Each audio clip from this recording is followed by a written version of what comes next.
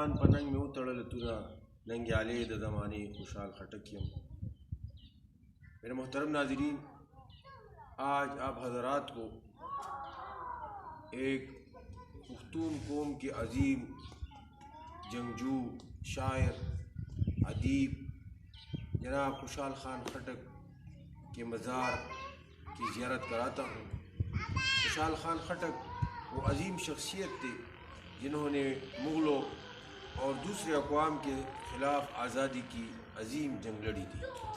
ان کے والد بھی اس سلسلے میں اس جنگوں میں زخمی ہوئے، پھر شہید ہوئے، اور اس کے بعد وہ اپنی قوم قبیلے کی طرف سے اس منصب پر وہ براجمان ہوئے۔ یہ خوشحال خان خٹک رحمۃ اللہ علیہ کا مزار ہے۔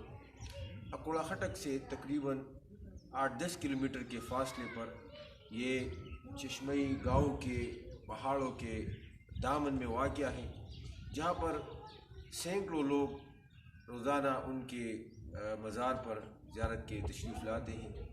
اس لحاظ سے آج میں اپنے ناظرین کو خوشحال خان خٹک مرحوم کے مزار کی زیارت کراتا ہوں۔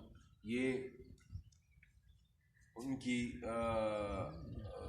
آخری آرام گاہ ہے، اور اس میں وہ یہاں پر حکومت وقت کی جانب سے ان پر ایک مزار بھی تعمیر کیا گیا ہے، اور لوگوں کی سہولیات کے لیے ارد گرد خوبصورت ماحول ہے، اور پودوں اور اس کے ساتھ ساتھ درختوں کی وہ بھی کاشت کیے گئے ہیں۔ اس کے ساتھ ساتھ وہ باقاعدہ کوڑا خٹک سے یہاں تک خوبصورت روڈ تعمیر کیا گیا ہے تاکہ زائرین کے لیے کوئی دقت نہ ہو اور وہ آسانی سے یہاں پہنچ سکے۔